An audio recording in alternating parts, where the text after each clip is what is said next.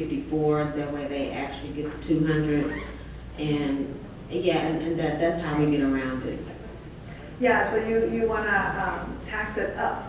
So if you truly want to give them 200, then you would want to, and your payroll department will know this, how to calculate the taxes on $200, so you can really pay them $230 instead of the 200, so that it nets to 200. So that's one way to make sure that they get the certain amount that you want them to get. I have a question to follow up with Rebecca about the council committee. Like how did you form it? How did you decide what employees to get involved, and how does it run from month to month? So I can tell you how it runs. It was formed before my time. So I don't know how they've picked which employees come. There is the front desk supervisor comes and one of her staff. The nursing supervisor comes and one of her staff, and the building supervisor and one of her staff. So we run it, gosh, for example, anybody can bring anything to the committee. A nurse who doesn't go can say, hey, I want to do A to C, can we take it to the committee? Some of the things that have recently come through the committee are flu clinics. When we implement flu clinics, how are we going to have it run? That's something that's going to affect the entire staff from front office to nursing to billing. So that's something that we would bring there to troubleshoot. Some of the other things that have recently come through the committee, some of our providers are changing their days. Our providers work either 3 full days or 4 full days. And we brought it to the committee. These are the changes that even the physicians, the owners want to do. But we bring it to the committee to say, how is that going to affect staffing for front desk, and how is it going to affect staffing for nursing? So does that answer your question? I have the microphone. I have the floor. Okay? You've been ignoring me, looking on the other side of the mic. I'm just joking. I just want to tell you something funny. Again, I'm from Maryland. A lot of people in this room probably are sick and tired of hearing from me. But I'm from Maryland, and we give our people, because of whatever standard we have, everything that you said.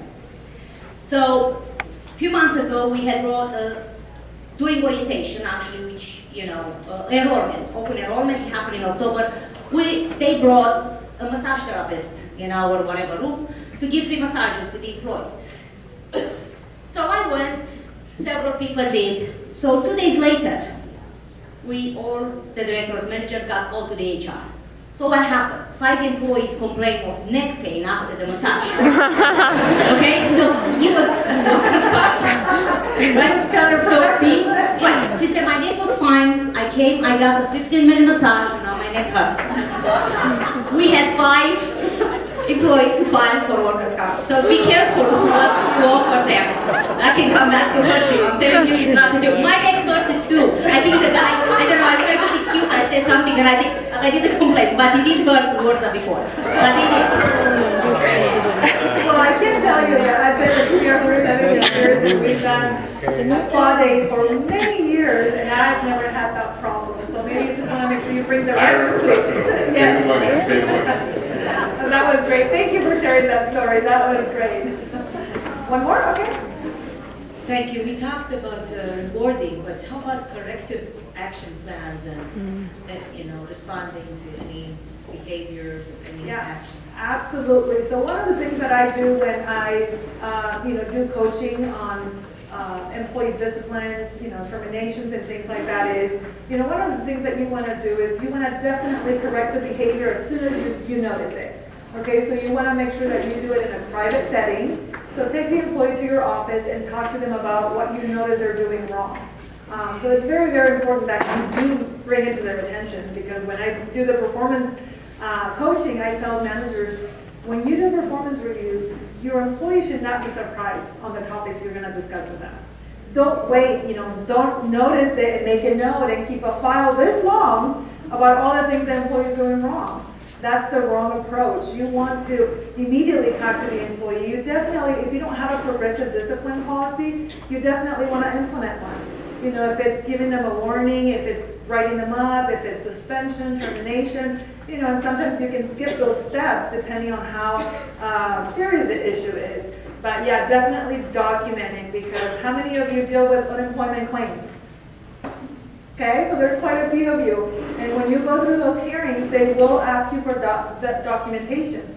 How many warnings did you give the employee? Did you give them, even with the performance?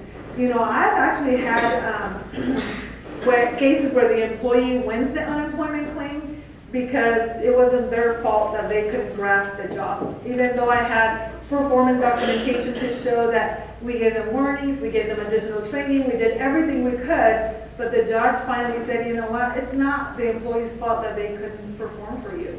So they grant the unemployment. So, but for the most part, if it's for discipline, you will win the unemployment cases. If it's performance or sickness or other things, that's when you really have to fight it. But documentation is huge. So if you don't have discipline forms, if you don't have things, you definitely want to come up with those too. And a progressive discipline is what I would recommend. Great question. Are we good? Does anybody else have any questions? They gave me one more. Okay. Question, I really like the idea of getting key people, important people, extra bonuses, extra pay, extra whatever. But if we all know what everybody else makes, we're kind of naive. How do you keep that? Sorry, how do you keep that a secret so that, like I just had one where the guy was gonna leave and go to the University of Washington, we really needed him. We gave him probably too big of a raise, but now he's got this nice raise, and then I hear a month later that so-and-so, another really good person that I have, found out about it, now she's upset, like I'm stuck. Yeah, and with that, you definitely want to be careful because the laws really protect what the employees can and cannot discuss. And you cannot tell an employee that they can't discuss their pay or they can't discuss their benefits with others because, you could be in trouble if you did that. So, you just want to do the best you can to say, this is what we have offering for you. And it would really depend if they're both in the same position or different positions, different education. So you want to find different areas that you can, in a way, justify the pay difference or the benefit difference because, not all employees will be the same. You're going to have employees that maybe have 20 years of experience and then 5 years of experience, some will have a master's degree, some will have bachelor's. So you want to maybe look at that criteria and then compare and see, are they truly equal or not? And if they are, then yeah, maybe the employee that's upset should also get a pay increase. So, you may want to, just think about that. But great question. I know they gave me a warning about time, but I don't know where I'm at with that, so. I think we got time for some questions. Yeah. Well, okay. 5 minutes? Okay. And one thing that I wanted to add to that, also when you're sitting down with that key employee, when we're talking about the restricted employee benefit arrangements, we just had a CEO of a local nonprofit. Making a really good salary for a nonprofit. It was about $150,000, and it was kind of that conversation where he was looking at, running other nonprofits, and it was a competitive situation. So when we sat down and they brought us into the meetings, we looked at the salary. We said, okay, you're at 150, and when we're sitting down looking at the benefits, he's like, well, I'm only spending 100. Okay, so obviously you're deferring 24,000 into your 403B. And then we looked at on the bonus to have that for the retirement plan because he wasn't spending it, and we gave the raise there, so we bumped him up to 175, but then we also put that restricted benefit arrangement. So we said, if we're truly going to give you this type of raise to be within salary, the bonus is better for us because we're not taking on the payroll burden, but we're going to put in that restriction. So if we're going to do this, and we're going to put that extra carrot out there, we're going to put a vesting schedule on that. I think this particular one was 3 years. So we want to make sure that you're going to be here for 3 years. So when you're having a salary conversation,